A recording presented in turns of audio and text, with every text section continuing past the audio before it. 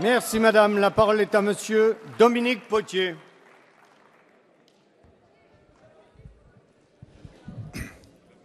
Ma question s'adresse à monsieur le ministre de la Défense. Au moment où l'Assemblée nationale rendait hommage aux 9 victimes du tragique accident d'Albacete, je vous accompagnais hier en Espagne sur la base aérienne de Los Llanos.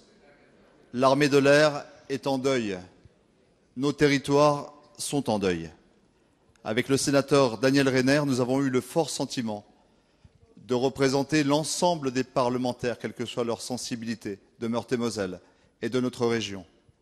Monsieur le ministre, la Lorraine est une terre brûlée par 2 conflits mondiaux. Nous sommes les héritiers de ces conflits dont nous avions célébré la mémoire en 2014. Nous sommes les héritiers d'un passé tragique et notre lien avec l'armée est singulier. Il est particulièrement fort. Je peux témoigner ici d'une émotion populaire autour de la base aérienne 133 qui est immense. Officiers, sous-officiers, aviateurs, mécaniciens, l'appel de tous ceux qui sont tombés à Albacete, qui ont été brûlés et qui ont péri, nous fait penser à cet appel du 18 juin avec toutes les fonctions qui étaient mobilisées. Ces hommes, ceux de nos territoires qui sont engagés aujourd'hui sur les théâtres d'opération du Mali, du Liban, en Jordanie, sont aujourd'hui en lutte contre le terrorisme et pour l'équilibre du monde. Ils sont notre fierté. Nos forces armées, mais aussi nos chercheurs, nos entreprises, nos humanitaires, tous ceux qui contribuent à la paix et à la justice sont notre fierté. Le temps n'est pas au déclinisme, le temps n'est pas non plus à l'orgueil, mais il est à une authentique fierté pour tous ceux qui portent aujourd'hui les couleurs de notre pays et les valeurs de notre République. C'est dans cet esprit que nous nous associons à nouveau, que nous présentons à nouveau nos condoléances à leurs frères d'armes, à ces victimes, à leurs proches, à leurs familles. Monsieur le ministre, pouvez-vous nous dire comment la France entend contribuer à comprendre les causes de ce drame et à témoigner est à monsieur le ministre de la notre Défense, solidarité. Jean-Yves Le Drian.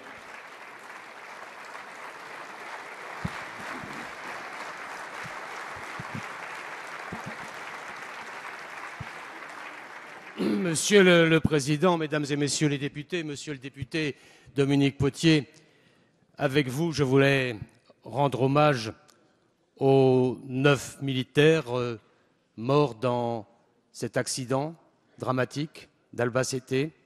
J'y associe aussi les 2 pilotes grecs du F-16 qui s'est crashé. Avec vous, je veux aussi, et au nom de tout le gouvernement, mais aussi, je pense, pour toute l'Assemblée nationale, faire part de nos condoléances et de notre compassion aux familles endeuillées. Il y en a beaucoup à Nancy-Auchet, il y en a à Châteaudun, il y en a à Saint-Malo. Avec vous, je veux aussi dire aux blessés toute notre solidarité. J'ai pu me rendre hier à Albacete avec le ministre de la Défense espagnol, qui a été tout à fait opérant pour nous aider dans ce moment difficile, avec notre ambassadeur, avec le chef d'état-major de l'armée de l'air. Nous avons rencontré les 70 personnels du détachement air qui participaient à l'exercice, qui étaient traumatisés, meurtris, d'autant plus qu'ils ont, pour une partie d'entre eux, assisté horrifiés au spectacle dramatique qui était devant eux. Il y a 9 morts, il y a 5 blessés, 4 d'entre eux seront rentrés ce soir. Le dernier n'est toujours pas transportable, est toujours à l'hôpital de Madrid. Vous m'avez interrogé sur les raisons de l'accident. À l'heure où je vous parle, nous n'avons pas pu établir les causes. Une enquête administrative militaire est en cours, une enquête judiciaire aussi.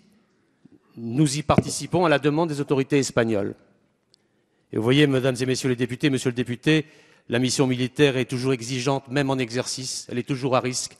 Et c'est la raison pour laquelle le président de la République, ce matin, a décidé qu'un hommage national serait rendu aux 9 victimes la semaine prochaine aux Invalides. Merci.